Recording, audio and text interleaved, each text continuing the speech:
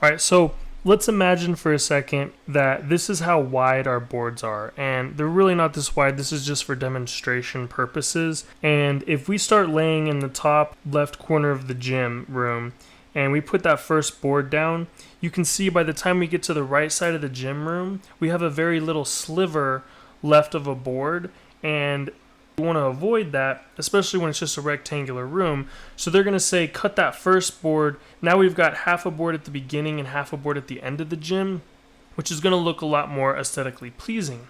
But you'll notice when you're doing an entire floor, now at the beginning of the office, we have a little sliver to start and a really big board at the end of the office. So when you're doing multiple rooms, you can't always have it equal and not have a little sliver somewhere. Furthermore, in a narrow hallway, if that happens, you're really going to notice it. If there's a little sliver on one side, it's going to be much more noticeable and it's going to draw your eye there. When we're looking at this hallway, you can see we can have one big board there or we can have half a board, but we want to avoid having a little sliver on one side and a big board on the other side. Now I'm going to show you the math of how you can make sure that that hallway looks the best it possibly can. So you're going to need to make a reference line of where you want a seam of your boards. And the way you do that mathematically, and this will work for a hallway or a room, but we're going to focus on the hallway because that's where we're going to have this reference line. You're going to measure the distance of the hallway. So for hypothetical reasons, let's just say that distance is 10. You take whatever number you get and you divide it by 2. What that tells you is the distance from the outer edge to the very middle of the hallway. Now that we know what the half of the hallway distance is, you don't have to actually put the boards together, but I find it easiest to visualize. So if you start putting boards together and make the width bigger than the hallway, or at least half the hallway, you can now either measure from the edge over, or you can pick a seam in the boards you've put together and measure over from the right or left half the distance of the hallway.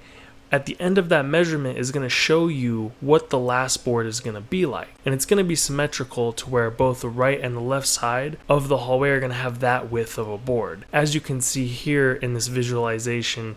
And when you do this, you're going to have one of two possible outcomes. One is that last board on the edge is going to be equal to or greater than half of a plank of one board, or it's going to be less than half a plank. Now in this case, it's more than half a plank, so we're going to keep it as is.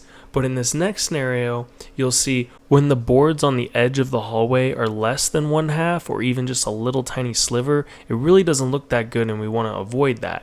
Now when you measure it and you see that that's happening, there's actually a pretty easy fix to this. Instead of putting the middle of the hallway on a seam, we're going to put it in the middle of a board. And that will make the outer edges look a lot better and be more than half a board. And all you need to do this is measure half the board over and move your seam over there. It can be in either direction. And this seam is going to be our reference line and what we base everything off of. Here's a real life representation of what that looks like. I know this red line on my underlayment is where I need the seam of my floor to come together to make the hallway look the best it can. You can click this box here or the link in the description to see my full video on how to install a floor in multiple rooms.